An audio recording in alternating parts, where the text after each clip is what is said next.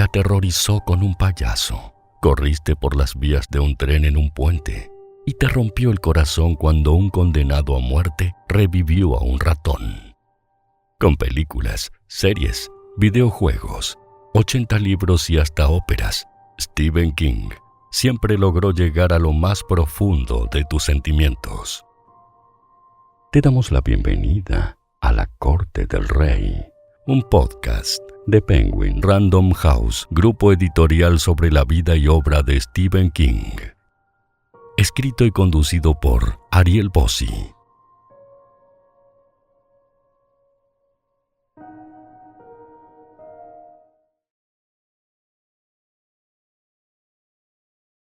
Es medio inexplicable que en todo 2025 no hayamos tenido otro episodio especial como esos dos en los que conversé con Luciano Lamberti acerca de Blackwater, la obra top de Michael McDowell. Así que vamos a remediar eso hoy, ya mismo. Y qué mejor excusa que un libro que acaba de llegar a las librerías titulado El hombre de niebla.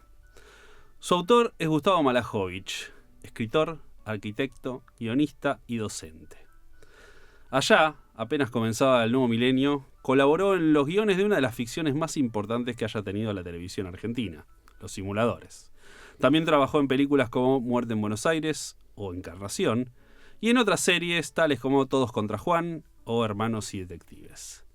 En 2012 publicó su primera novela titulada El Jardín de Bronce y Sí. La aclamada serie que está en HBO está basada en ella y fue escrita por él. Bienvenidos a este nuevo episodio especial de La Corte del Rey, en el cual me voy a dar el gustazo de conversar con Gustavo de sus dos thrillers, ¿no? Dos de los thrillers que más me explotaron la cabeza en los últimos años. Hola Gustavo, bienvenido. ¿Cómo estás? ¿Cómo te va, Ariel? ¿Cómo andás? Todo bien, todo bien. Un poco afónico, pero bueno. Ayer estuvimos charlando, ayer tuvimos la presentación del libro ahí en el Anselmo. Así es. Vinieron un par de lectores y lectoras, la verdad estuvo muy lindo, tuviste 2 horas hablando y bueno, nada, bienvenido, muchas gracias por estar acá. No, gracias a vos. Tal como te decía ayer, yo había visto, cuando recibo el libro, veo un reel que habías grabado hacía nada, donde decías, bueno, mi nueva novela, 600 páginas, dice, me llevó a escribirlo un tiempo, hay gente que... el primer libro me dice lo leí en un día y hay gente que leerá este libro en un día. Bueno, a mí me duró 2 días en realidad. Pero... Bueno, yo ahí hice como una canchereada irónica, ¿viste? Es decir, el de 600 lo van a leer. Pero la verdad que pasa, como que hay gente que se engancha y me parece buenísimo. Si eso es una buena experiencia, una experiencia dinámica de lectura, me parece bárbaro. Que lo reciban así. Hay otros que, bueno, que se toman otro tiempo y es válido también. Pero igual cuando salió el primer libro me asombraba un poco que mucha gente lo leyese rápido. Yo no pensaba que como narración iba a tener ese tipo de enganche, pero bueno, lo tuve que ir aceptando, como que evidentemente hay algo de la dinámica de los libros que hace eso, ¿no? La película que hacemos en la cabeza y que Claro. cómo nos sumergimos en ella. Sí. Vamos a aclarar una cosa, hoy vamos a hablar de los 2 libros de Gustavo. Tratando de evitar spoilers. Okay. Tratando. Sí. Es un poco, estamos haciendo una concesión acá, porque la realidad es que El Jardín de Bronce tiene 14 años. Sí. Podríamos ir spoileándolo, pero vamos a tratar de evitarlo. Jardín de Bronce, que sale en el año 2012, lo tenemos a Fabián, ¿no? Tiene una hija, Moira, que desaparece. Así es. Se la lleva la niñera. ¿Cecilia se llama? Cecilia van a un cumpleaños, supuestamente. Sí, y una hora antes. Él decide ir también para ver a la hija, ese famoso cumpleaños de pelotero, que siguen siendo populares, quizás, digo yo. Y bueno, y nunca llegaron a ese cumpleaños, se entera. Y bueno, ahí empieza la angustia de no saber en dónde están, de dar parte a la policía. Y bueno, empieza toda una investigación oficial sobre desaparición de su hija. Investigación que, obviamente, la policía se toma su tiempo, con su burocracia, con su ritmo, sus idas y vueltas, sus prioridades, que nunca van a ser las de Fabián. Fabián, así es. Lila le desapareció la hija, o sea, es terrible. Y ya empiezan, a ver, yo ayer te contaba, hay algo que yo lo he verbalizado también acá en el podcast, en el newsletter, que me molesta de los thrillers cuando la fórmula siempre es la misma. O sea, yo empiezo a leer un libro y ya aparece el policía o aparece el detective y que las historias siempre encima del trasfondo de ellos es bastante parecido, que en realidad siempre el protagonista quiere hacer las cosas bien. O sea, a mí me encantaría un thriller que me ponga un detective que sea lo más corrupto del universo. Sí, sí. Creo que por eso disfruté de series, no sé, de Shield, la disfruté Sí, porque claro. el primer capítulo ya el tipo es Totalmente, una mierda. totalmente. O sea, y nada, en este caso el protagonista es un arquitecto Sí. que por esta terrible vuelta de la vida se pone a buscar a su hija, Ujú. siendo completamente amateur, asistido por un detective privado muy, muy atractivo como personaje, que es Doherty. Ujú. Y a mí me fascina porque es una novela extensa, son más de 500 páginas. Sí. Te atrapa absolutamente todo el tiempo. Vos desde la primera página que estás ahí, en una Buenos Aires, que ya vamos a hablar de ello, pero completamente magnética. Y no es que tiene una acción trepidante, que vos tenés una persecución en la página 4 y que se le escapa por un segundo, pero se le cayó, no sé, algo y tenés que correr de un lado al otro. No, es sutil. Ujú. De hecho, toda la banda de sonido de la cabeza mía no es la Buenos Aires ruidosa a la que estamos acostumbrados. Yo en la Buenos Aires como que el ruido lo tengo completamente bajo. ¿No? Y es oscura, atractiva y hasta silenciosa. Buenos Aires silenciosa, bastante contradictorio. ¿Cómo lograste eso? Porque no. A ver, vos sos guionista, entendés, por supuesto, los tiempos de la tele, los tiempos del cine, que requieren demandan una atención, una vuelta de tuerca, cliffhangers, etcétera, que la novela se puede, en este caso, justamente no tuviste que utilizar ese tipo de recursos. Claro. No, pero yo, bueno, una cosa que me pasaba es que yo, como te comentaba ayer, cuando yo arranqué la idea de que, bueno, que tenía que escribir una novela y que el editor de ese momento, que era Marcelo, el gran Marcelo Panoso, me dijo, bueno, yo empecé a escribirla y después vemos si te ayudo, si te damos una ayuda o no. Después resultó que no me dieron una ayuda, que la pude escribir yo solo, después con la tarea normal de editor de él, ¿no? Pero cuando empecé con eso, dije, me tengo que sacar de encima el guión en el sentido de, mecánicamente no quiero estar buscando el determinado cliffhanger, sino que el cliffhanger que exista como gancho narrativo sea el que se usa literariamente y que yo haya visto en otros escritores, como algunos otros escritores anticipaban una determinada acción o anticipaban un enigma, ¿no? Ya que estamos en la casa de Stephen King de alguna manera, es como cuando Stephen King en la novela La Niebla, que yo te hablaba ayer también, al principio él se va de la casa y la mujer de él lo saluda desde la ventana y él cierra el párrafo diciendo, esa fue la última vez que la vimos. Sí. Te iba a decir, lo usás de 2 o 3 veces. Claro, recuerdo. es como que esos son ganchos de la literatura que me parecen perfectos para ese tipo de narraciones y que en un momento tuve la oportunidad de, vamos a probar de meterlo acá, o que, por ejemplo, Fabián pensaba que ya lo peor había pasado y que todo entraba como en un proceso de alivio de la angustia. Se equivocaba, por supuesto, fin de párrafo. ¿No? Que hay gente que la leyó que me dijo, no, cuando leía esa frase me quedaba reenganchado, porque digo, bueno, ¿esto qué pasa? ¿No? Entonces, esos recursos traté de usar de mis recuerdos y de mis referencias literarias, ¿no? Obviamente que algo de la mecánica del guionista se coló en cuanto a la estructura por ahí y la división en fases o en partes distintas. Algo de eso estaba como experiencia de saber estructurar un relato en mi trabajo anterior de guionista. Está muy bien estructurada. Las dos, de hecho de ayer te mencionaba tanto como El Jardín de Bronce como el Hombre de Niebla, la sorpresa que resultó para mí muy satisfactoria de la tercera parte, ¿no? Cuando cambiamos el punto de vista y decís, ok, ya de por sí confirmo que estaba equivocado en mi teoría, Claro. Esa es otra cosa que me gustó mucho del libro. Me costó muchísimo anticiparme a qué era lo que iba a pasar, que es un ejercicio que hacemos creo cualquiera persona que lee thriller, ¿no? Pero sí me pasa diciendo, listo, es este el asesino, es este, bueno, uno teoriza y muchas veces lo saca acá. Después voy a ahondar un poco más en el segundo, pero varias veces dije, me cagó acá también. Sí, lo del recurso ese que mencionás, ¿no? Y esa fue Fabián iba a comprobar lo equivocado que estaba, o esa fue la última vez. Sí.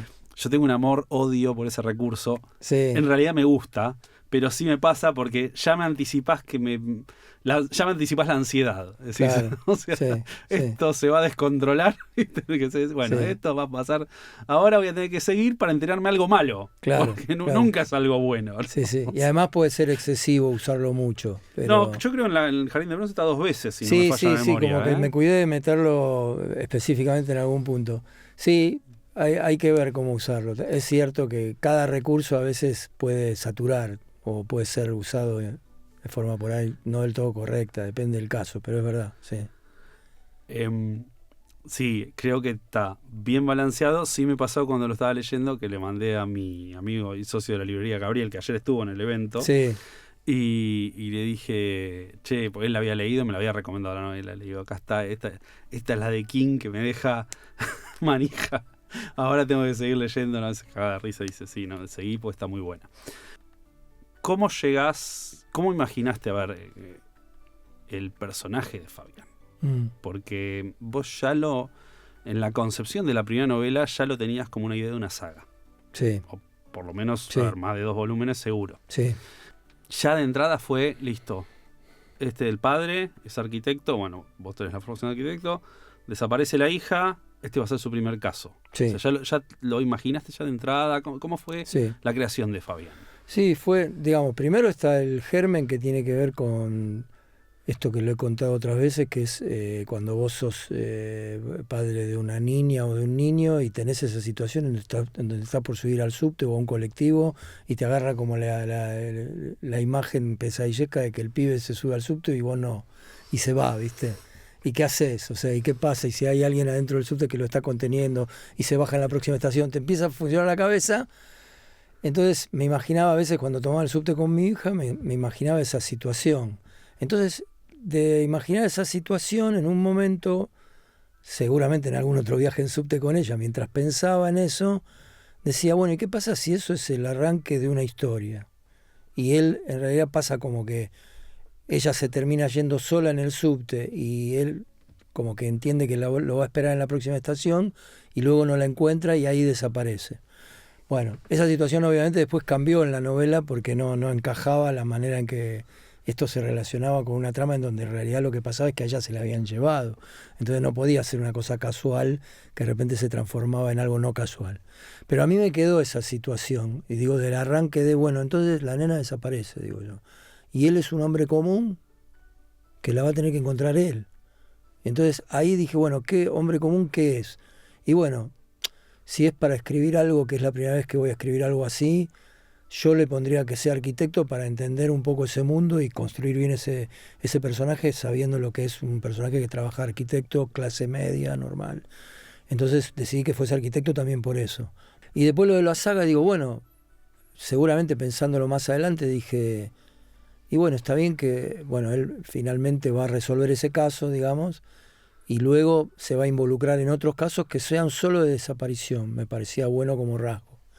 No que sean asesinatos ni nada, sino casos de desaparición. Por eso lo de rastreador. Por eso lo de rastreador, claro.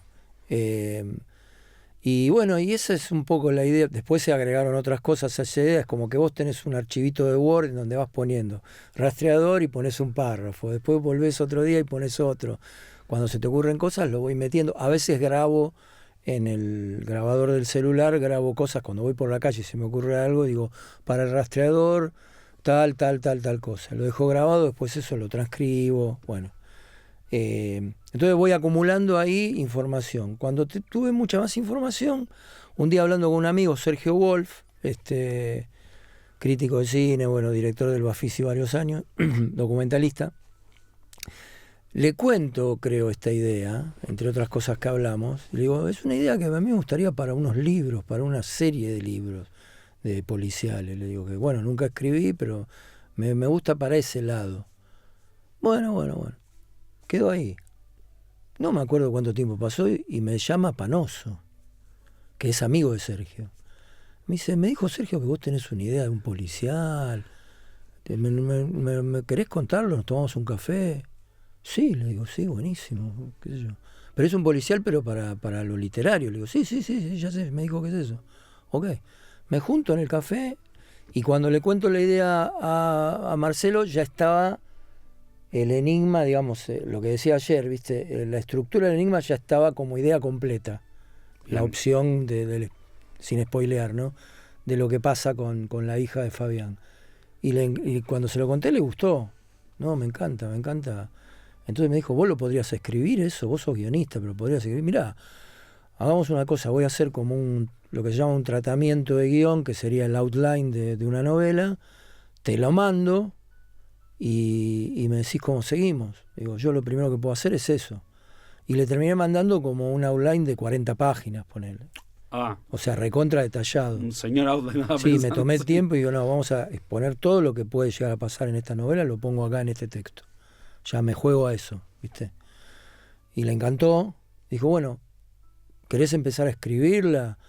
¿Me querés pedir ayuda? ¿Querés que la coescribamos? Mirá, yo la empiezo a escribir y vos me decís. Bueno, hagamos una cosa. Escribí una parte, me la mandás y yo te voy diciendo. Bueno, escribí una parte, se la mandé y me dijo, está genial esto, Gustavo, me encanta. O sea, no toco nada de esto, vos seguí. Después vemos. Pero vos muy seguí. Satisfactorio, ¿no? Increíble. La verdad que increíble. Bueno, y seguí. Después tuve un momento en donde me agarró un panic attack y no la terminaba y Panoso ahí me apretó, por suerte. Me dijo, che, Gus, dale, mandame todo lo que falta porque, viste, si no... Laburo de editor. Perfectamente. Me dio el último empujón y bueno, ahí la terminé y bueno, ahí lo que empezó a pasar es que toda la gente, en ese momento Random Mondadori no era todavía Penguin, la empezó a leer y le encantaba. Dice, no, está buenísimo. Bueno, entonces ahí empezó todo. No soy original cuando digo está buenísimo. Claramente no somos originales, pero es... Yo ayer te dije algo, perdón del otro lado cuántas veces dije yo ayer, pero ayer lo vi a Gustavo y dije, ay, tengo la chance de hablar y ahora le voy a decir todo lo que quería decir de sus libros. Pero a mí me pasó, yo tenía 15 años cuando estaba unas vacaciones de invierno en Punta Alta y fui al cine.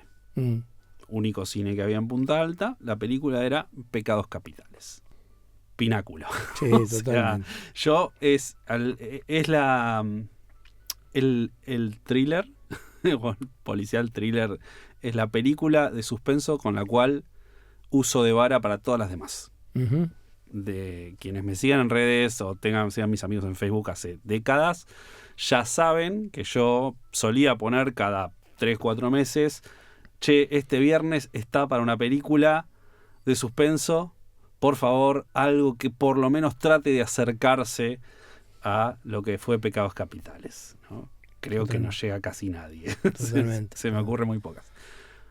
A mí me pasó, no es similar a Pecados Capitales el libro, pero el sentimiento lo tuve ahí. Primero, la ciudad, o sea, Buenos Aires, oscura, fría, la imagino. Me era imposible, vos decías, no, tenía calor y demás, yo igual me la tenía en mi cabeza, la tenía fría. Casi siempre, por más que era de día, para mí así todo estaba oscura, como que le habían bajado el brillo, ¿no? Claro. Y de noche ni que hablar. Y súper misteriosa, súper atractiva. Yo soy una persona que pateo la ciudad de Buenos Aires desde hace más de 20 largos años. Y los lugares de la novela los conozco todos. Más mentalmente, no solo el Palacio Barolo, pero mentalmente también cuando decías una esquina y demás, sí, la ubicaba, el laburo de cadete y demás, con lo cual digo, sí, esta esquina estaba esto, estaba el otro. Y así todo dije, qué ganas de verla de nuevo. Qué ganas de verla de nuevo. ¿Cómo influyó, primero, cómo fue la construcción de la ciudad y, sobre todo, a partir también de tu formación como arquitecto? Porque claro. Hay una injerencia, hay una influencia clarísima en la novela y creo que en la forma en que vos lo describís también y demás lleva a prestar atención. Ayer te decíamos, queremos el tour de Fabián Danubio. Sí. No, bueno, primero, para mí Seven, o Pecados Capitales, es una gran influencia. Yo me acuerdo que yo estaba dando clases en Ort en ese año en medios, y ese año salió Seven y salió Los Sospechosos Los de sospechosos siempre. Era. Siempre. O sea, increíble. O sea, ¿qué hacemos Que era acá? 96, 95, ¿no? 95. 95. 95, Bueno, sí. pero igual a mí me parece, si te elijo entre las dos, Seven es como también, como decís vos, es un pináculo. Y, y es muy fuerte como esa ciudad que no tiene nombre en Seven, igualmente es protagonista con su atmósfera, ¿no? Y a mí, por el otro lado, si yo tengo que hacer una lista de las 5 cosas que más me gustan en la vida, en esa lista pongo recorrer ciudades. Es una cosa que me encanta cuando viajo. O sea, me gusta la naturaleza, me gusta hacer un viaje a la montaña o a la playa, pero cuando conozco ciudades, para mí es fascinante como arquitecto, por la cuestión urbanística, pero por la cuestión cultural de conocer y perderte en ciudades. Cuando he tenido la suerte de viajar a otras ciudades de otros países, las he recorrido fuera de lo turístico. Me gusta perderme, doblar callejones, encontrar placitas escondidas, lugares. Y a Buenos Aires para mí también es eso. A mí me encanta recorrer Buenos Aires y descubrir cosas con el eclecticismo arquitectónico que tiene Buenos Aires, que hace que tantos turistas se sientan fascinados por una ciudad que por momentos parece contener todas las ciudades, digamos. No caigo en esa cuestión ultra turística, decir Buenos Aires es la ciudad más bella del mundo. Hay muchas ciudades bellas y Buenos Aires es bellísima en muchas partes y en otras no, pero ese contraste lo hace fascinante también. Entonces era claro que iba a ser un protagonista, la ciudad iba a ser protagonista del relato, y a mí me gustaba trabajar con el lugar reconocible. Yo siempre menciono un escritor que a mí me gusta mucho, que se llama Lawrence Block, que es un escritor policial neoyorquino que describe mucho Nueva York cuando en sus novelas. El personaje más conocido de él es Matt Scudder, que es un detective privado ex policía que se mueve en Nueva York. Y él pone las calles, las direcciones, las esquinas, los nombres de los parques. A mí me encantaba eso. Yo no conocía Nueva York, recién la conocí el año pasado Nueva York. Y me encantaba eso y quería conocer. Ponía bares que existían, como el bar Armstrong, que después lo cerraron, pero al que iba el detective y que existía. Amigos que tengo ahí dicen, no, está en la esquina tal, sí, es un bar, yo lo conozco, sí. Y a mí me encantaba eso. Entonces digo, cuando yo escriba esta voy a hacer lo mismo con los lugares de Buenos Aires. Voy a ir poniendo, de acuerdo a la acción, por donde vaya el investigador, iré mostrando lugares de Buenos Aires. Y me encanta hacer eso. Vos sabés que funciona a 2 niveles, por lo menos, ¿no? Por un lado, quienes conocemos Buenos Aires, por supuesto, espacialmente yo me ubiqué siempre. Dije, esto, lo otro. De hecho, me agarraba la duda. Digo, che, ¿estará esto acá? ¿Estará esto acá? ¿No estará? Viste, un poco como jugaba mentalmente con eso. También pasaron años respecto a cuando transcurre la acción del libro. Sí. Pero por otro lado, me pasó de conversar de esta novela con gente que no vive en Buenos Aires, gente del interior, y que también fascinada, que no ubica ninguna de las, por ahí lo Arolo, ponele que lo puede llegar a ubicar, pero Claro. no ubica ninguna, y sin embargo igual lo encontraron fascinante. Que eso también no es fácil, porque a veces cuando te excedes quizá o describís de una forma una ciudad y demás, que excluís a la gente que no la conoce. Claro. Yo creo que acá funciona justamente como dijiste vos, su atmósfera funciona como un participante más de la historia. Sí. Sí, es como un poco, yo revisitaba como género policial antes de escribir y decía, Baker Street, por ejemplo, en Sherlock Holmes es icónica.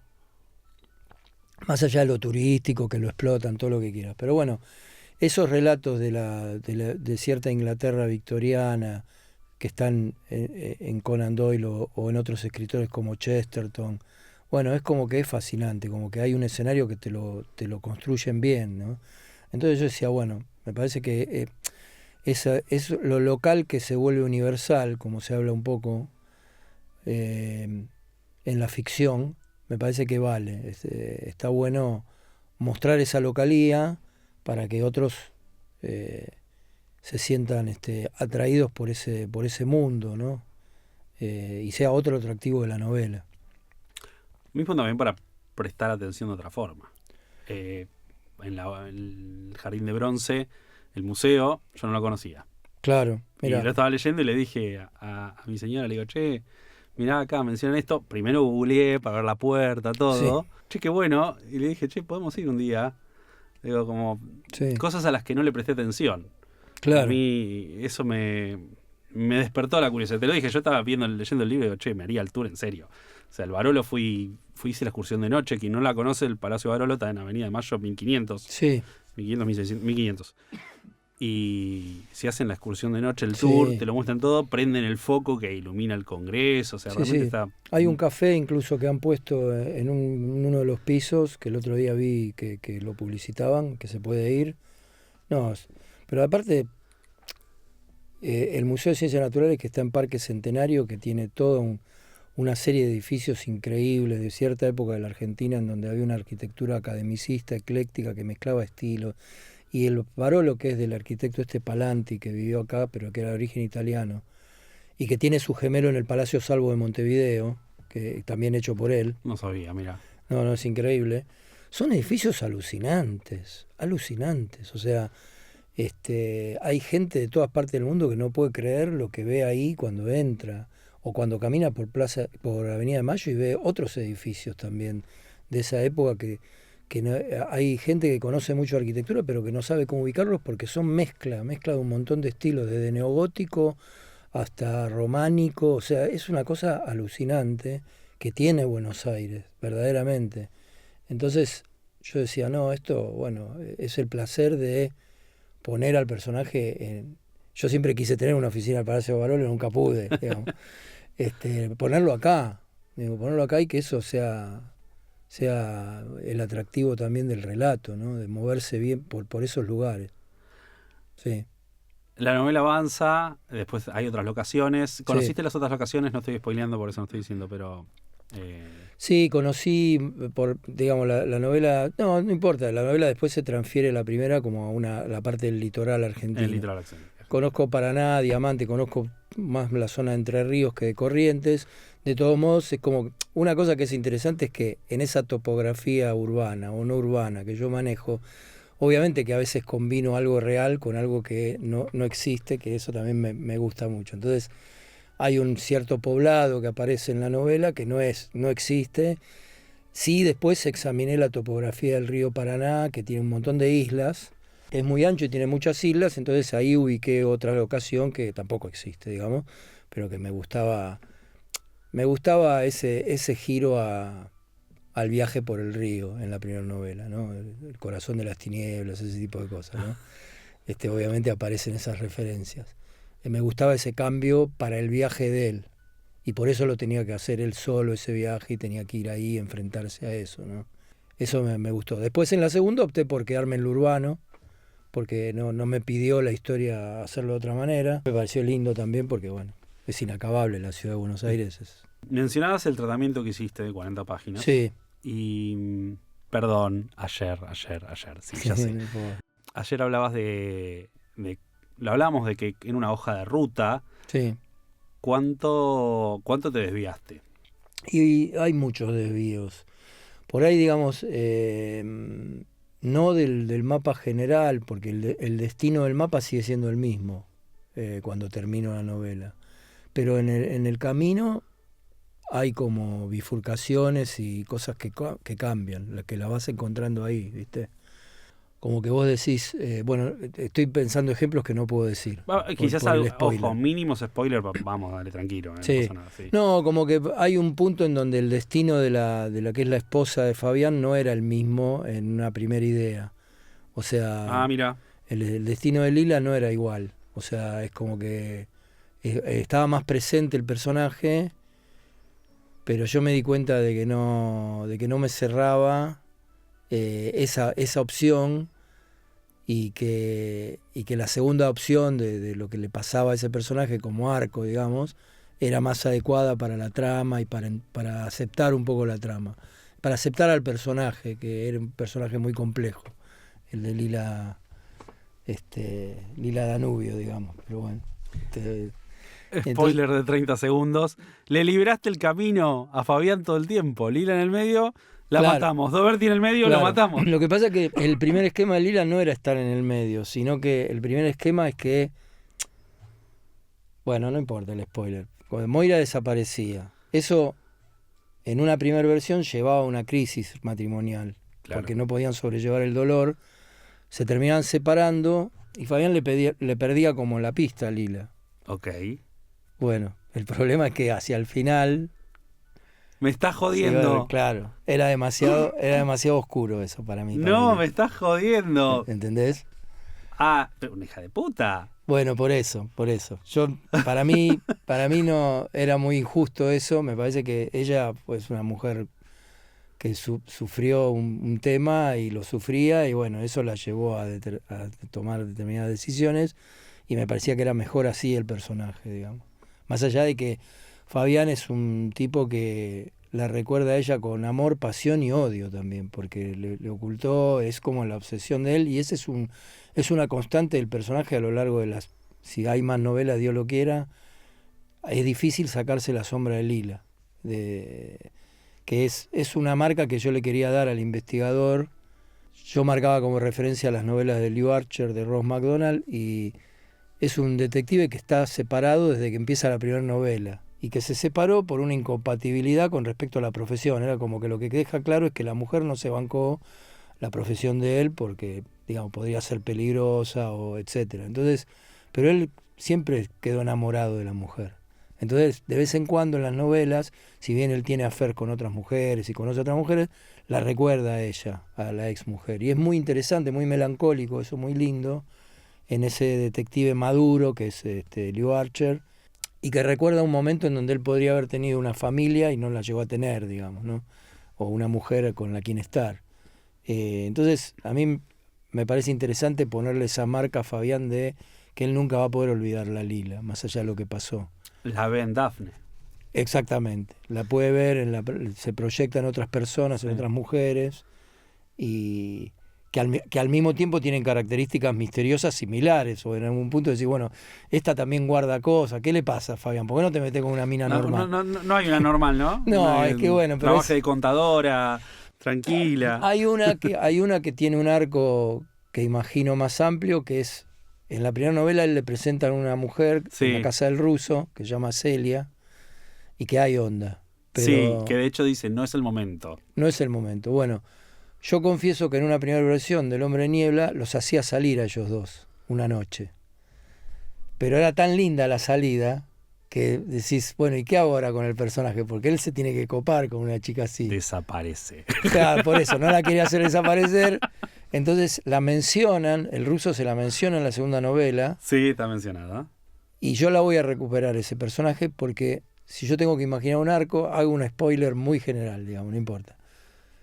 Yo creo que la mujer finalmente de él es ella, Es él. en la vida de Fabián, pero Mirá. todavía no llega. Ok. Banco, me gusta, Todavía no llega. Banco. Sí. Bueno, podemos aprovechar. Ahora, esto fue la última parte de el Jardín de Bronce. Avanzamos al Hombre de Niebla. Acá, perdón, voy a repetir el chiste, pero yo vi una entrevista a Gustavo del 2017 cuando, antes de entrar podemos ir al tema de la adaptación. Pasa que el tiempo es tirano. Sí. Estabas hablando del inminente estreno de la adaptación de HBO. Sí. Y te preguntaban respecto al caso. Y vos dijiste, no, yo la novela, la otra de no mediar ningún inconveniente, el año que viene lo tengo y lo presento en la feria del libro de 2018. Qué lindo. Qué lindo. Ojalá. No quiero poner sal en la herida. Ayer cuando Ceci nos hizo el relojito a mí para que yo redondeé el tema del evento, en realidad dijo, no, también va para tu editora, dijo, no, en realidad va también para él, que la tercera parte no tarde 14 años de nuevo No, claro. entregarlo. Sí, yo me asombro de que me hayan esperado. Eso es lo que agradezco. Como que... Habla muy bien del libro. Sí. Habla muy bien tanto de la primera parte, fuera de todo chiste de la primera parte, Sí. como de la esperada segunda parte. Sí. No, bueno, hay muchas cosas que siempre sigo preguntándome por qué tardé tanto.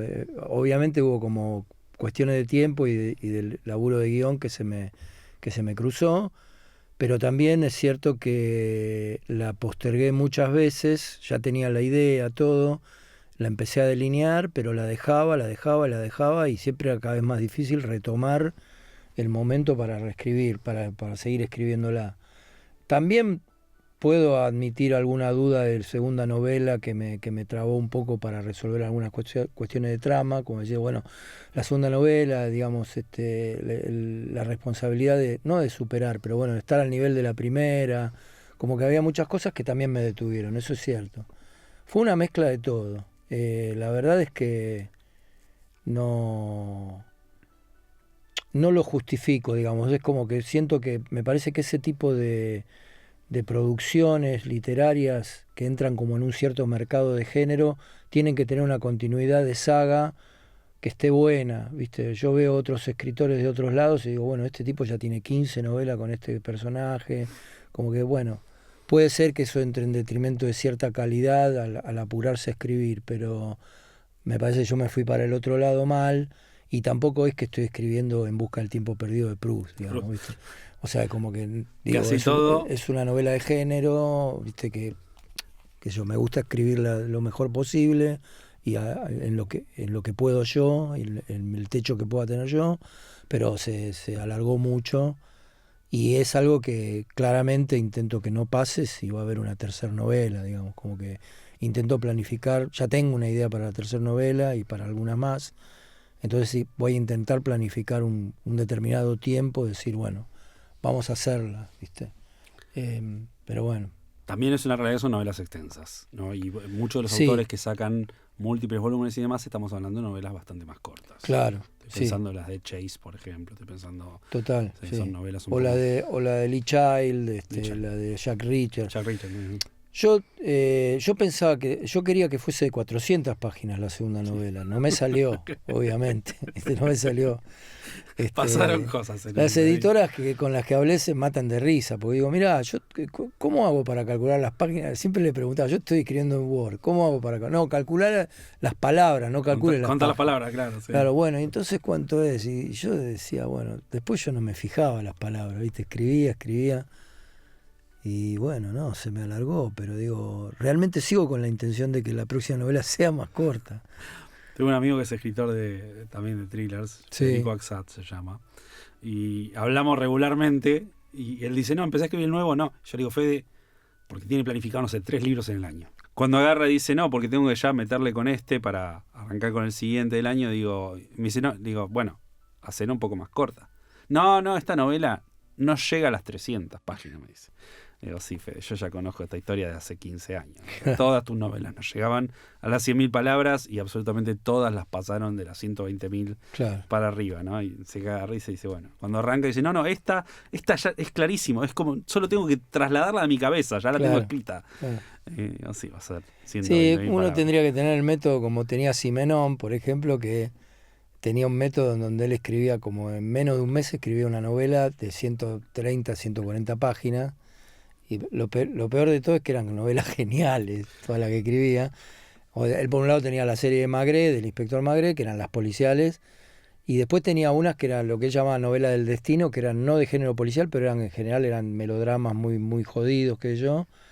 Y él tenía un método de que en 2 o 3 semanas, como mucho, o un mes como muy mucho, las terminaba. Y vos las lees y son novelas de 150 páginas, ponle 160, no sé si más. Pero efectivas. Efectivas. Hasta ahora él fue un escritor muy, muy prolífico. Además de las 20 y pico, 30 novelas de Maigret, tiene como 150 novelas más, es una cosa de loco. Pero todas las que yo leí de esas novelas son todas buenas. No hay una mala, pero no hay una que ni siquiera que sea media. Son todas buenísimas. Pero bueno, era Simenón, ¿viste? Era como una mente así. Pero está bueno el método que yo a veces en los talleres de guión hablo del método Simenón, porque él es como que imaginaba un personaje, después imaginaba un problema que ese personaje tenía en el pasado y que volvía en el presente. ¿Cómo resolvía ese conflicto del pasado que volvía en el presente? Bueno, la narración iba en el presente y de vez en cuando había como flashback de lo que le había pasado en el pasado. Y ahí ya estaba armando la estructura. En general, el tipo, el personaje o protagonista, hombre o mujer, generalmente eran más hombres, llegaban a una definición casi siempre trágica de ese conflicto. Esas eran las ideas de Simenón. Después las novelas son como, está ese esquema, pero son totalmente diferentes. Y es muy increíble, es realmente muy increíble. Lo que pasa es que, bueno, no sé si era también otra época, no tenía redes sociales, Simenón, nada lo distraía. No teníamos celular, no tenía celular, ¿no? Claro. Tuvo conflictos matrimoniales y con su hija, tuvo una hija que se le suicidó, bueno, tuvo una historia, no importa. Pero, bueno, de paso lo recomiendo como universo ficcional imaginativo. Las novelas de Magreth, que transcurren todas en París, si bien Simenón era belga, laburó en Francia y las novelas de Magreth son todas de París, de uno de los distritos de París donde Magreth es un comisario, ¿no?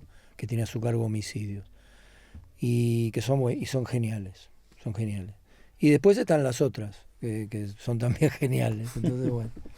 Hago una pregunta lateral porque recién se me ocurrió, escuchándote ayer también, Sí. cuando hablabas un poco de guión, de las clases, ¿pensaste escribir un libro de no ficción sobre la escritura? No, pero tengo una idea. Por ejemplo, ahora terminé de dar un seminario para la Universidad de La Plata sobre escritura de series en la era de las plataformas. Y me ofrecieron hacer un libro con ese seminario. Claramente no soy el único al que le pasó, ¿no? Claro, sí. Que les dije que sí, que bueno, que lo vamos a ir confeccionando en base a esas 4 clases, algunos conceptos que se bajaron ahí. Y después, sí, es como que tengo a veces ganas de empezar a pensar cómo hacer un libro sobre la experiencia del oficio, más que nada, y cómo dejarlo para que se transmita desde algo escrito, digamos, más allá de mis clases. Me parece, hay un momento, y le pasa a muchos colegas guionistas que conozco, como que llega un momento en donde decís, tengo ganas de transmitir lo que yo aprendí. Y a mí me pasa también eso. Pero todavía no sé bien cómo encararlo. A mí me gustan también esos libros de no ficción medio miscelánea que vos lo podés tener en la biblioteca y agarrarlo cuando quieras porque tiene distintos capítulos dedicados a, por ejemplo, distintas películas o distintos temas. Me gustaría también algo así en el futuro, como decir, bueno, qué películas me marcaron y hablar de cada una de ellas sería una opción, pero también me pongo a pensar, bueno, ¿qué aportaría yo desde un análisis del cine o una posible teoría que sea, aunque sea divertido y atrayente para alguien que por ahí lee mucho sobre ensayos sobre cine y qué diferente tendría eso, ¿no? El diferencial. Claro, ¿cuál sería el diferencial ahí, no? Bien. Eh, Pues me pasó ayer y le pasó a mucha gente que estuvo en el evento ayer. Era muy interesante escucharte cuando hablabas el tema del guión, de la concepción de la escritura. O sea, un tema que hicimos también muy poquito y lateral, sí, pero fue, me quedé con ganas de más. claro. Bueno, sí, no, es que es interesantísimo. Movamos, bueno, llega la 2017, Sí. llega la adaptación. Sí. ¿Cómo surge?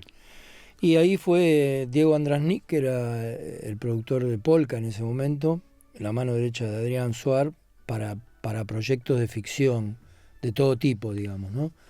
Ellos habían hecho Epitafios en el 2001, creo, con Chávez, que había sido muy exitosa, en coproducción con HBO. Y desde ese momento no habían hecho más nada en coproducción con HBO.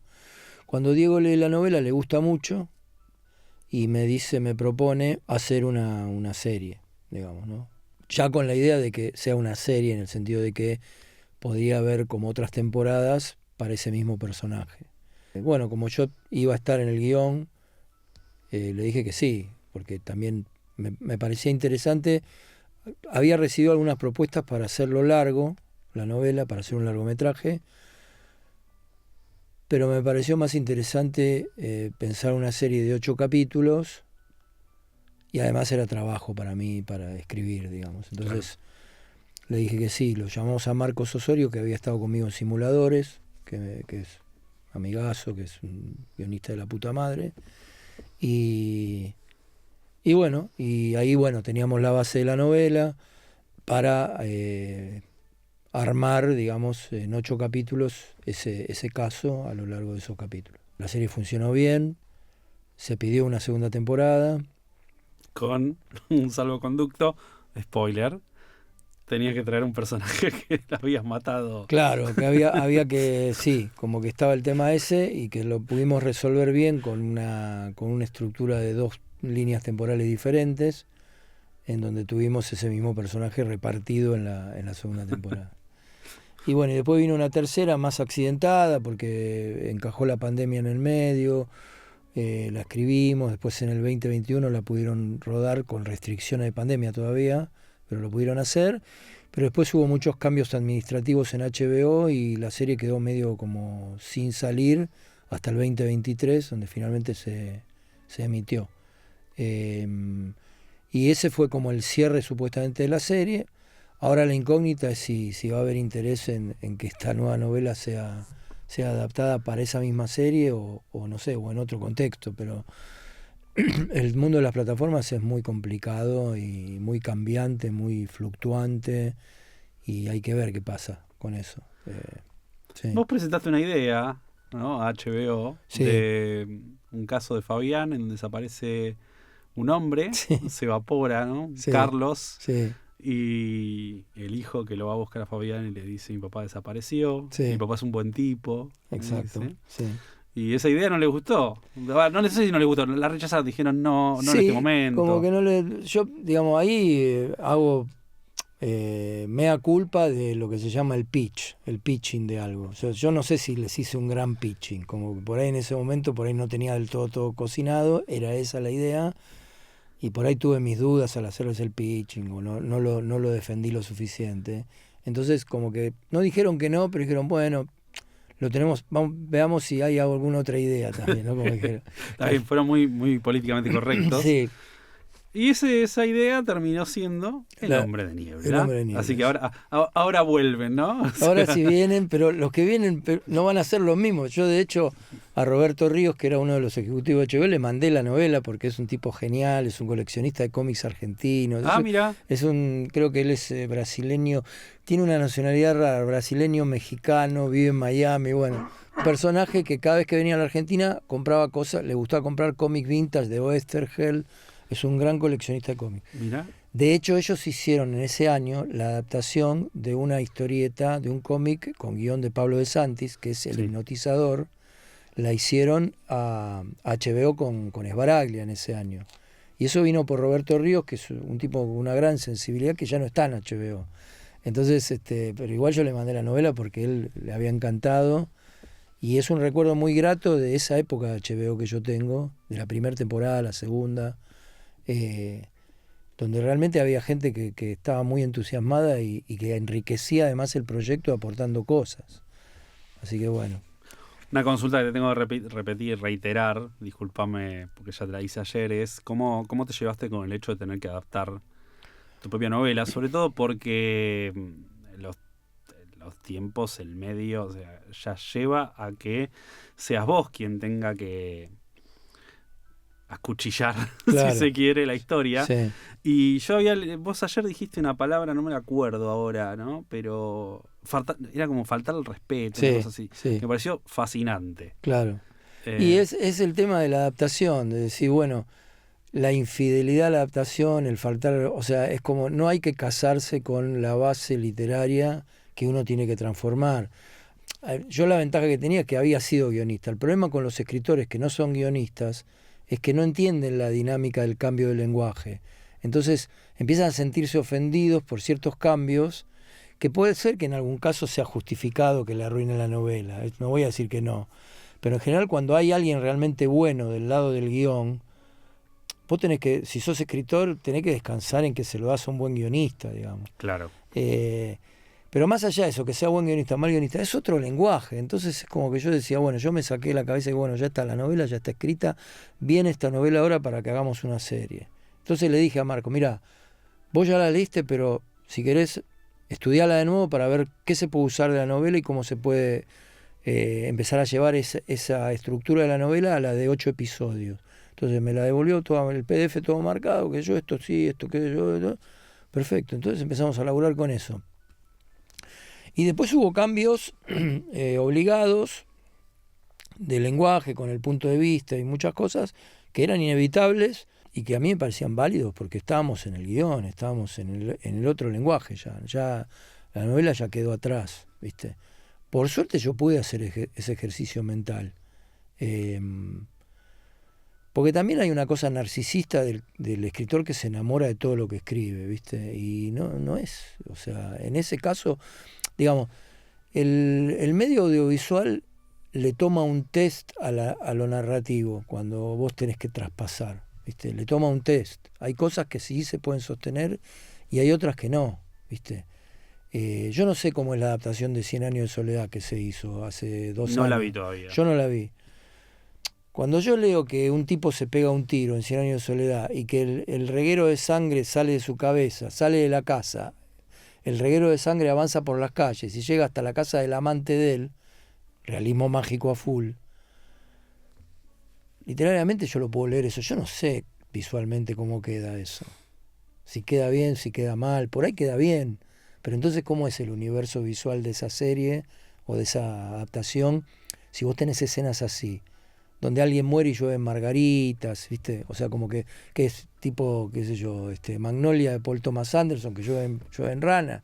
Ok, por ahí es así la adaptación, ¿eh? Pero digo, como que es una pregunta, digo, ¿cómo se sostiene cierta plausibilidad de la lógica de un relato desde lo visual cuando vos ves cosas así en la novela de García Márquez? Entonces, Claro.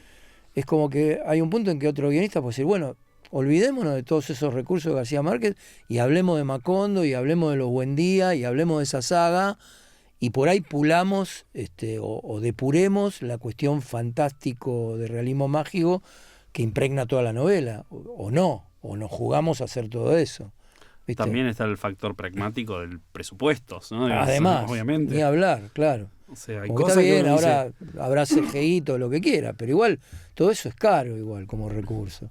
Tal cual. ¿Viste? Entonces, son esas preguntas. vos por ahí te ahorrás por una escena que no va a modificar el corazón de la historia, te ahorrás, no sé, $1 millón en postproducción. Y decís, Claro, listo, claro, no vale la pena. días de rodaje, ¿viste? Es como que eso en el guión es mucho más salvaje, pero en el buen sentido, porque vos tenés un producto. Lo que uno tiene que entender es que el trabajo literario puede ser solitario, pero el de guión no lo es. Ahí está. O sea, vos podés escribir un guión solo, pero después se lo entregás a un grupo de gente Claro. que tienen que empezar a aportar a ese guión, que te desglosan la producción, la dirección de arte, el casting, la dirección. Y ahí hay otra gente que tiene todo el derecho de opinar, porque además hay una inversión que va más allá de vos. Vos no estás poniendo la guita para que te lo adapten. Ahí hay un montón de gente que entra a poner plata y dice, mirá, se me va la plata en esto y tengo que tener este control y es inevitable que sea así. Entonces, bueno, yo tenía ese entrenamiento como guionista, con lo bueno y lo malo, con los sinsabores, que a veces uno le cambian cosas que escribió y por ahí no justificadamente, etcétera. Bueno, lo tenía yo ese entrenamiento. Entonces lo conozco desde ese lugar. Hay una anécdota con la película de Dune que nunca se hizo de Jodorowsky, La de la famosa, sí. que Frank Herbert, el autor de Dune, estaba como revoloteando todo el tiempo en esa producción, hasta que Jodorowsky le dijo, no le atiendan más el teléfono a Frank Herbert, porque me tiene podrido, porque viene a decir cosas, no, va a estar esto y va a estar esto otro. Y Jodorowsky iba a hacer un Dune que era cualquier cosa, ojalá lo hubiese hecho. Hace no pudo. poco trascendieron, no sé si imágenes o storyboards o qué, pero había sido, o el tratamiento era una locura. Sí, estaba Jean Giraud, Moebius, el dibujante francés, estaba en los famosos diseños que él después dijo. Moebius dijo que se lo robaron para los Stormtroopers en Star Wars. Ah, Le mira. robaron diseños de Sadun. Estaba Dan O'Bannon, que fue el guionista de Alien, la primera, que le agarró un ataque de nervios con esa producción. No, hay unas notas que yo leí hace años que estaban muy buenas. Se puede hacer un libro sobre Sí, la Dune de hay un Jodorowsky. documental que no lo vi nunca sobre esa Dune no fallida, digamos. Y otra anécdota increíble, perdón si nos vamos de tema. pero Vámonos, bueno, como yo está bienvenido. buenísimo. Hay una anécdota con Dalí, porque Jodorowsky lo quería a Dalí, que Dalí quería que hiciese del emperador Harkonnen, que es el Sí. personaje y Dalí le dijo que sí, pero le dijo, bueno, primero quiero cobrar $500,000, que era en ese momento una barbaridad, para aparecer 20 segundos nada más. Estaba tratando de hacer la colección Sí. cuánta guita era, ¿no? No, tremendo. Y además dice, yo quiero salir, yo tengo un inodoro que diseñé yo, que es un delfín son dos delfines que forman como una especie de asiento donde vos defecás por un lado y orinás por el otro. Por el otro, quiero salir en la escena haciendo eso, le dice Dalí. Entonces Jodorowsky dijo, bueno, me está diciendo todo para que no lo contrate, evidentemente. O sea, pero muy buena la anécdota, como que Jodorowsky buscaba gente absolutamente loca para entrar en la película. Claro. O sea, pero bueno. Hubiese sido una locura. Hubiese sido una locura. Pero la anécdota va porque Frank Herbert se lo tuvieron que sacar de encima porque era muy molesto con el control de lo que él quería, en qué se va a transformar esta novela mía. No sé después con la de Lynch qué habrá pasado, que Herbert seguía vivo. Estaba vivo todavía sí. cuando se la de Lynch, sí. Ahí no sé qué incidencia hubo. Por ahí, por contrato, le pusieron mucha guita y dijeron, no te metas más. David Lynch tampoco me lo imagino bancándoselo más de 3 minutos. Por eso, ¿no? Por eso. Sí. Entonces, claro. El segundo llamado. Le mando una oreja cortada, ¿viste? Claro, no me rompa la huevo, listo, chao. Pero bueno, hay 1000 anécdotas de escritores con... Bueno, Raymond Chandler tuvo muchos problemas con su trabajo en Hollywood. Trabajó de guionista, o le adaptaron El Sueño Eterno. Y en El Sueño Eterno estaba William Faulkner, que es otro escritor que también tuvo problemas. Hay 1000 anécdotas con eso.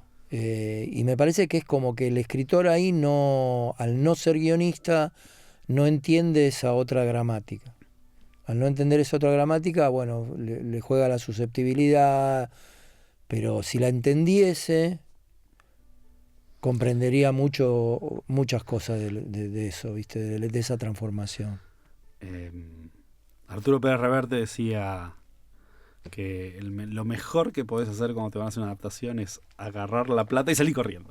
Claro, sí, claro, sí. Y sí. no mirar atrás. Sí. King tiene dos posturas. O sea, por un lado es, si me involucro en serio. Claro. Como es el caso de la serie que hizo de la historia de Lizzie, una adaptación de Apple TV. Sí. Es su libro preferido, es un libro muy personal suyo y demás. Sí. Y no había autorizado la venta de derechos directamente. O sea, mira que King se le compran los derechos de todo. Ese, cuando salió el libro en el 2006, fueron a ofrecérselo. No. Y recién, creo que fue en el 2017, 2018, vio una película de Pablo Larraín y dijo, así quiero que sea mi serie de la historia de Lizzie. Y le propuso a él, a Larraín, que bueno, hagámosla. Él se ocupa de los guiones. Trajeron de director de fotografía a Darius Khonji, el de Seven. Bueno, buenísimo. Cada capítulo se ve como si fuese una película, es una locura. Que es con Julianne Moore, ¿no? Julianne Moore, sí. Para mí la falla está en el actor, que no me acuerdo, es el de Niños del Hombre. Owen, no. Sí. No es Owen. No, Clive Owen. Clive Owen. Clive Owen. A mí mucho no me gusta. Siento que es un... no digo que no es histriónico, pero creo que no es muy... medio insípido el papel de él. Pero Julianne Moore la destroza, obviamente. Es una actriz de la puta madre. Sí. Y con esa se involucra, y si no las otras es bárbaro, listo. Acá está, hagan lo que quieran. Claro. Bueno, ya me pasé un montón, pero no importa. Vamos al Hombre de Niebla, ahora sí. HBO dijo, bueno, la dejamos, vemos que otra historia. Lo escribís. ¿Cuánto tiempo te llevó a escribirlo? Fuera todo chiste, porque es un libro extenso que tenías durante mucho tiempo. ¿Hiciste también tratamiento con este libro? Sí, tenía un tratamiento hecho. La verdad que me cuesta calcular el tiempo neto de escritura, sin las interrupciones, ¿viste? Okay. Es como que estoy tratando de pensar, por ejemplo, en el 2023 yo retomo conversaciones con la que era en ese momento la editora, que era Julieta Obedman, divina, y yo ahí tenía escrito un 20% de la novela que le pasé a ella. Bien. En el 2023. Va, un 30, ponele. O sea que desde el 2023 yo le meto más máquina a la novela, ya teniendo mi tratamiento, toda esa base, obviamente, ¿no? Hasta que en el diciembre del 25 la termino. Por lo tanto, yo creo que hay es lo mismo que me pasó con El Jardín de Rosas. Para mí el tiempo neto no fueron más de 3 años. Bien. No más de 3 años. Y no sé si no lo podía reducir un poco más cuando pienso el ritmo de trabajo. Yo trato de escribir a la mañana temprano, cuando tenía otros trabajos que se me intersectaban también. Como que la mañana temprano la dejaba para la escritura de la novela. Y después escribía directamente, sin corregir errores de tipeo ni nada. Escribía derecho con el Word, ¿no? Bien. Y a la tarde o a la tarde-noche de ese mismo día, si tenía tiempo, corregía lo que había escrito, revisaba y corregía lo que había escrito en la mañana. En el mismo día, casi siempre no lo hacía en el mismo día porque no tenía tiempo para hacerlo en el mismo día, lo hacía al otro, pero bueno, de todas maneras yo me dejaba la mañana como para un impulso de escritura válido, digamos, ¿no? Pero no sé cuántas mañanas de la semana era que estaba con la novela. Por ahí terminaba estando una mañana de la semana porque tenía otras cosas y eso fue lo que empezó como a erosionar la voluntad de seguir con la novela, ¿viste? O sea que yo hoy estoy erosionando la posibilidad de estar escribiendo el tercero. No. No, porque cuando todavía no lo arranqué, pero es como que sí, como que es importante esa. Yo escucho a veces otros escritores con su rutina de trabajo que es distinta en cada uno. Claro. Pero yo a lo que concluyo es que tiene que haber una rutina de trabajo para escribir, ¿viste? Tenés otro trabajo también, sos guionista y demás. Sí. Tampoco es que podés disponer del tiempo. Totalmente. Entonces, 24 horas a servicio tuyo, tenés familia también, o sea, es. Total. Entonces es como que es sí o sí eso, ¿no? Igual es como una incógnita para mí cómo cambiar ese ritmo y espero hacerlo, digamos. Hay muchas cosas que son como de pensar, ciertas cuestiones de la trama que también a veces tienen como una depuración y un reflexionar sobre posibilidades que después cambian, entonces eso también lleva un tiempo hasta que uno dice, bueno, ahora puedo escribir este tratamiento y estar más o menos seguro de que todo esto tiene que pasar. También eso lleva un tiempo, ¿no? Después esta segunda novela, en la última parte de la escritura, digamos, el último año, tuve muchas modificaciones de cosas que no me convencieron. Mira. Y incluso como que del avance de trama tuve como modificaciones casi, no hasta último momento, pero como que digo, esto me parece que acá no funciona, lo tengo que cambiar, etcétera, ¿no? Como que más que con la primera me pasó, como que hubo cosas como que de golpe decía, no, pero esto no, esto lo tengo que depurar, esto lo tengo que colocar en otro orden. Eso me pasó en el último año también. El libro arranca con dos escenas bastante fuertes. Sí. Hay un intuyo, un crimen y una desaparición. Sí. ¿Arrancaba así o las escenas esas las escribiste a posteriori? Arrancaba con la segunda escena. Durante mucho tiempo digamos, hay como un intercambio de mails, que ese siempre fue como un origen, sí, que estuvo siempre al principio.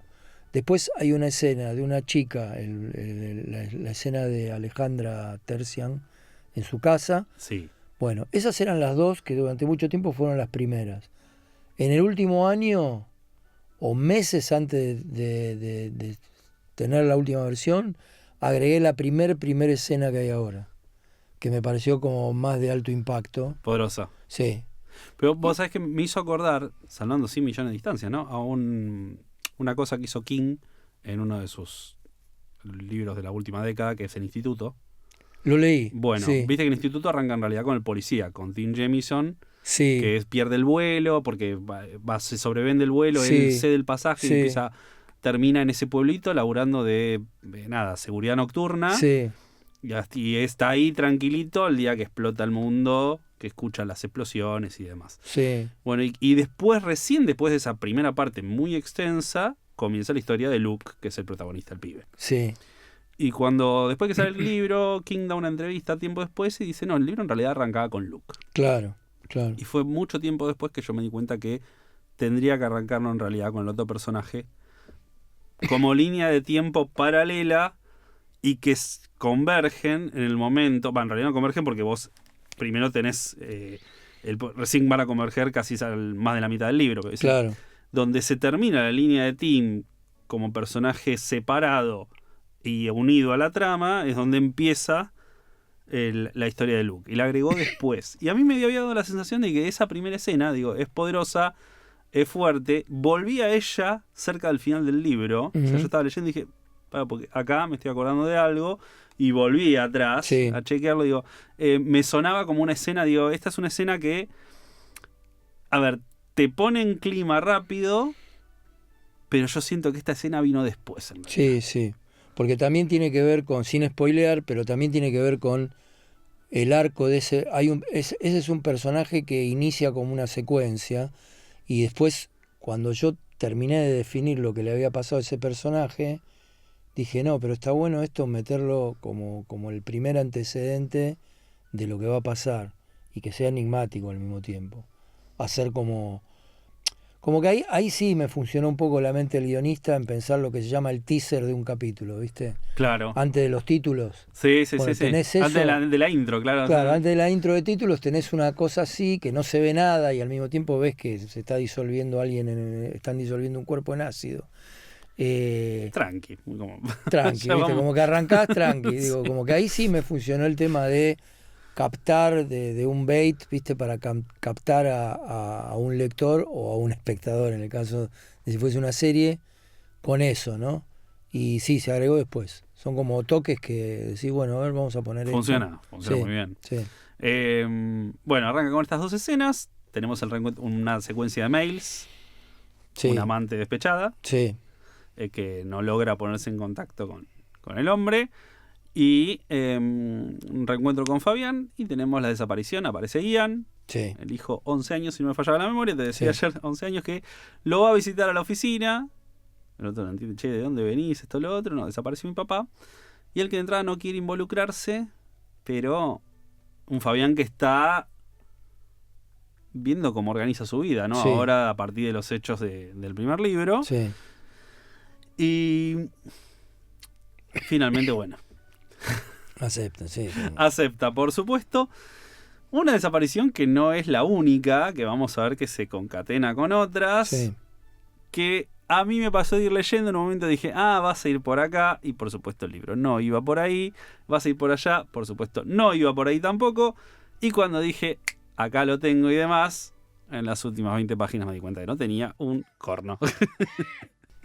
Lisa y llanamente. Pero transcurre toda en Buenos Aires, una Buenos Aires que se sigue sintiendo muy oscura, Sí. con nuevas ubicaciones, hasta incluso tiene ciertos toques que te la pueden hacer pensar que es un poco sórdida. Hay una web de encuentros sexuales. Sí. Y bueno, hasta tiene, yo ayer lo decía como algo que para mí fue muy pero muy bueno, tiene muy leves, muy sutiles toques de humor que Sí. distienden. Sí. El que Sí. para mí se lleva todos los laureles son los dos hermanos hackers, Sí. Sí. Billy Joel y Elton Y John. Elton John. No me acuerdo el segundo apellido, en realidad. Arias, Billy ah. Joel y Elton John, que lo que te decía es que son reales. Son reales. Sí. Y en un momento Fabián le está dando esta información al policía. Y cuando le dice estos dos nombres, le dice, como me digas que vive en la calle Phil Collins, te detengo. Claro. Le dice. Sí, sí. Y para mí funciona muy pero muy bien. Después ellos dos involuntariamente, en el momento se siente como algo muy involuntario, ponen una clave para lograr meterse en una página. Engañan un wifi y la clave del wifi es Picana 1977. Sí, sí. Muy divertido. Genera una discusión con el policía. Sí. Tenemos nuevos personajes Sí. muy atractivos. O sea, hasta incluso personajes con un papel muy menor como son estos dos hackers. Sí. Sus participaciones me parecieron súper interesantes. La policía, que bueno, nosotros levantamos la ceja y decimos, che, ¿para Claro. dónde está yendo este muchacho? Bueno o malo, pero no, está... incluso cuando llegamos al final, a vos del otro lado, no voy a spoiler nada, tranqui, pero incluso los villanos... Voy a reelaborar eso porque dije los villanos. No importa, no importa. E incluso el villano o los villanos o las villanas, no voy a decir qué es, hasta vas a entenderlo en cierta forma. O sea, para mí eso fue muy sorprendente porque el libro, a ver, vos te dicen, che, está desapareciendo gente, la primera escena están disolviendo a alguien en ácido, ya tu cabeza Claro, sí, te hijo dije una de puta. historia, Sí, claro. sí. Y de golpe te vas a topar con cosas diciendo, che, ¿qué está pasando acá? Realmente fue muy, muy sorpresivo. ¿Algo de la vida real que te llegó a este libro? ¿Algo que te haya sorprendido y hayas dicho, esto me parece que... No, como para armarlo, no, me hice como una mini investigación sobre los sobre lo que era la circulación de lo que ahora ya existen las apps de citas, pero lo que en ese momento eran las conexiones sexuales o sentimentales por internet de ese momento, que eran más páginas de encuentros, digamos. Estamos hablando año 2000. Y 8, o sea, el contexto es ese, porque yo como que lo tenía que tener la continuidad de unos meses después del primer libro. Entonces había todo un mundo ahí que me empezó a generar como un ambiente muy, muy interesante, en el sentido de algo que discurre como en dobles vidas que no se conocen, ¿viste? Como que hay una especie de uso de la privacidad, pero de formas muy extrañas por momentos, ¿viste? Entonces eso como que me abrió como todo un mundo de exploración ahí, ¿no?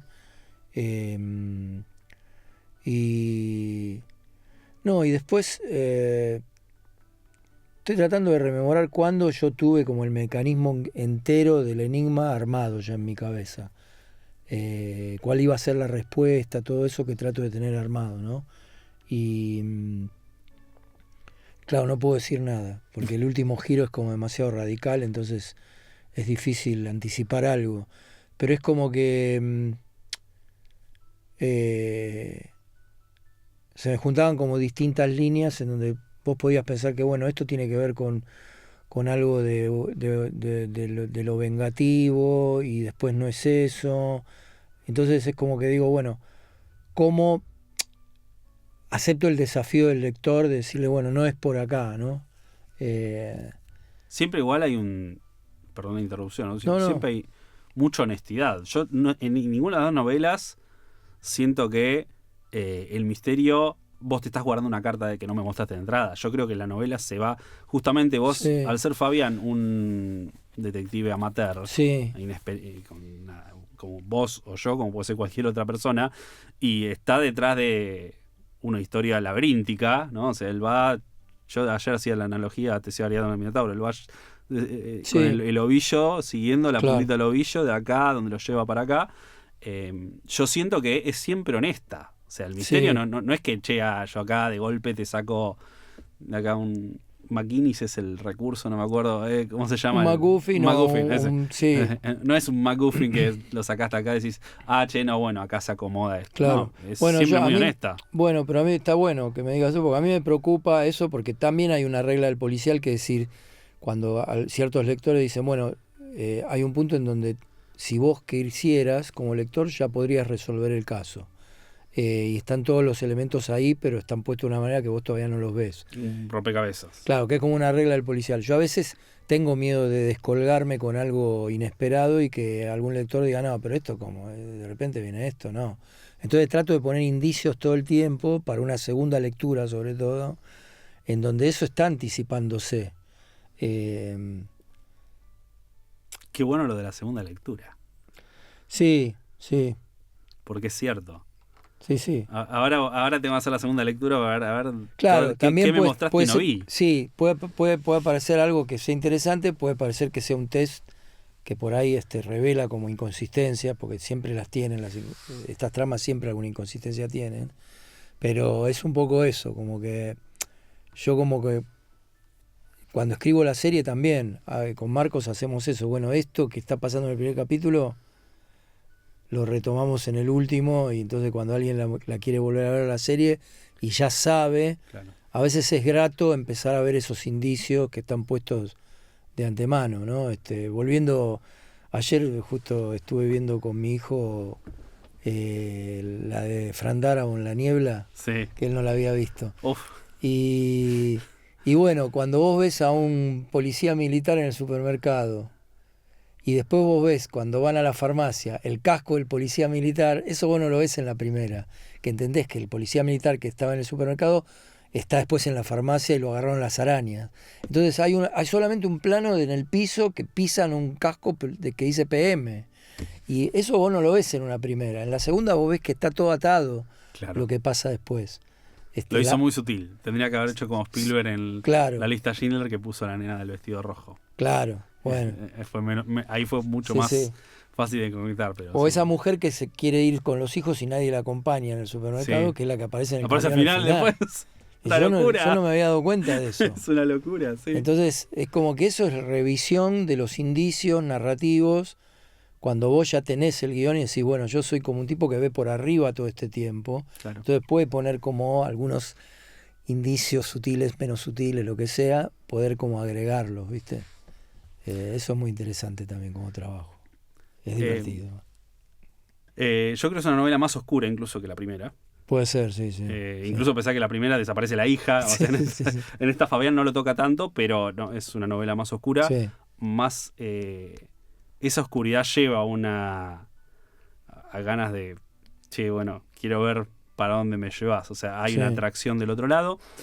Hay una cosa que me pareció fascinante. No sé si, calculo fue a propósito, pero te lo tengo que preguntar. Hay una sala en cierto lugar que está toda de negro con ventanales ovales rojos. Sí, La máscara de la muerte roja. exactamente. Menos mal. Y con eso pasó algo muy increíble, A ver. que es que hace 2 años o 3 sale la serie de Flanagan sobre la casa de Usher. Hay un capítulo en donde homenajean la máscara de la muerte roja que transcurre en un lugar bailable que se llama Próspero. Y yo ya ese nombre lo tenía 3 años antes de eso. No, una locura. Yo dije, ¿lo cambio esto? No.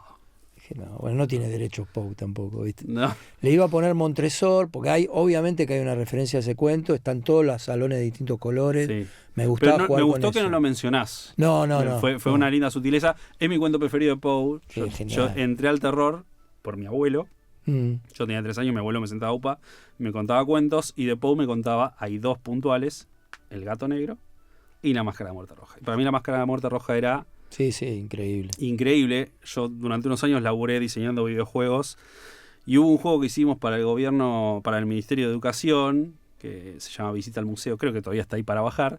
Hay un nivel que son todas las salas de los colores, Claro. en los que era el palacio, y la última, el puzzle final está en la Sí. sala negra con las ventanas rojas. Sí. Para mí. Esas cosas me encantan. Hay algunas cosas que a veces meto como chiste. Por ejemplo, al principio, cuando están los mails, se están pidiendo un motor, un alternador de energía que se llama Ashton Smith. Y Ashton Smith es Clark Ashton Smith. Anotar, Es un escritor que a mí me encanta, el Círculo Lovecraft, que me encanta a mí.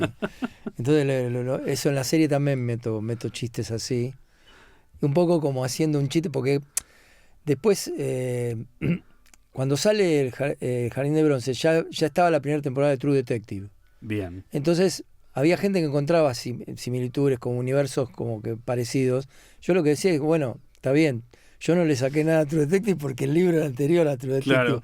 Pero bueno, igual Pisolato me parece que tiene como esa idea de tirar el policial hacia el borde de lo fantástico, y como Pisolato metió referencias al Rey de Amarillo y toda esa cuestión. De Chambers, sí. Entonces a mí me empecé a poner, vamos a poner nombres a propósito para que haya algún fan que diga, esto tiene referencia con el Rey de Amarillo. Entonces metíamos ahí. Pero lo de La máscara de la muerte roja me divirtió mucho porque también es un cuento que me fascina. Y por ejemplo, otra cosa es que todas las distintas salas de ese boliche tienen diferente música la música va retrocediendo en el tiempo a medida que vos avanzás por las salas. Yo a propósito puse como que hay una música de los 2000, de los 90, de los 80, y después va retrocediendo hasta que termina con una música barroca casi indeterminada, que es la última sala, digamos. Y las máscaras también. Y las máscaras, sí, ni hablar. Y otras cosas que no puedo decir porque spoileamos. Pero bueno, a mí me encantan esos juegos. Y como decía el otro día también, hay gente que encuentra como referencias que yo ni había pensado. Y me encanta eso. Porque es como que hay cosas que son involuntarias, pero que tienen un aire de familia con ciertas otras tradiciones narrativas, digamos. Entonces a mí me gusta eso cuando hay un rebote con eso, ¿no? Sí. ¿Qué viene ahora? Yo te digo, el título de la tercera de Danubio ya lo tengo. ¿Lo puedes contar? Sí. En principio sería La mujer de agua. Muy bien. Sí. Banco. Yo tengo un criterio que es que cada título es un elemento con un material discordante. Me gusta eso. Eso un poco sacado de un escritor que es John McDonald, un escritor de policiales. Sí, King lo tiene readmirado. Que recontra, que hizo la introducción del primer libro de cuentos de King. El umbral de la noche. McDonald. que tiene una serie con... Ay, no me acuerdo este detective que vive Stark. en un barco. No, Stark es de Donald Westlake. Ah, Westlake, ahí No, sacó. el de Travis McGee se llama, Ah. el de McDonald's. Y vive en un yate, vive como en un barquito. ¿Es el del precinto, es? ¿Es el del precinto? No me No. acuerdo. No. Ese es el precinto de Nueva York, es de No. Ed McBain. Ah, de Ed McBain, tenés razón. Ed disculpa. McBain. Ya me mezclé todo. No, porque pero King, está bien, King pero a tiene mí me 3 pasa autores Sí, claro, Ed policiales que lo McBain me gusta fascinan. mucho. Sí, McBain, Sí, sí. obviamente John McDonald y el tercero era o Westlake, Westlake. claro. Sí. Bueno, este detective, bueno, es un detective, pero los títulos siempre tienen un color de las novelas. Bien. Y a mí me gustaba eso. Digo, vamos a jugar con esto. Entonces, el Jardín de Bronce, el hombre de niebla, ahora le toca a la mujer de agua. Bien. Y el escenario, se llama la mujer de agua porque el escenario es costero, ya no es Buenos Aires. No es Buenos Aires. Opa. En principio no, por ahí va a Buenos Aires, pero en principio es Fabián que está... Hay un atisbo entonces en este segundo libro. Porque dicen que de se, donde van yo a ir, sospecho. que se van a ir de vacaciones o algo así, ¿no? No, porque hay cierta historia que se está cerrando del primer libro, en realidad. Tenés un leve contacto. Sí. Y no tiene que ver con el litoral, entonces es solo la costa. Eso es la costa. Ah, no, entonces es la estoy costa equivocado. atlántica, digamos. Ok. Sí, en principio Banco. es eso, sí. Gesell.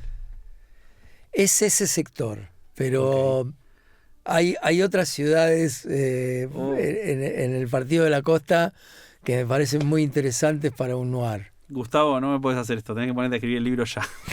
Voy a tratar. ¿Lo empezaste? Lo estoy pensando como esquema general, ¿cuál es, digamos? Bien. Y tengo como un primer ataque de cuándo surge la desaparición y todo eso, pero todavía no construí el enigma, digamos. O sea, tengo algunas ideas, pero muy generales todavía. Ya me lo vendiste igual, ¿eh? Sí, Vendiste la bueno. costa, Buenísimo. la mujer de agua, el título, ya está, listo, ya compré. Genial. Bueno, Gustavo, muchísimas gracias por estar acá. En realidad por Gustavo no favor. se va porque ahora vamos a grabar el de Stephen King. Pero Ahí va. Sí, cómo Pero no. bueno, a vos del otro lado espero que hayas disfrutado este episodio especial. Yo lo disfruté mucho. Ayer Gustavo firmó un ejemplar para un lector constante o una lectora constante que, bueno, en la descripción de este episodio va a estar cómo podés participar. Nos vemos muy pronto. Aquí concluye este episodio de La Corte del Rey, un podcast de Penguin Random House, grupo editorial sobre la vida y obra de Stephen King. No dejes de suscribirte para no perderte el próximo episodio.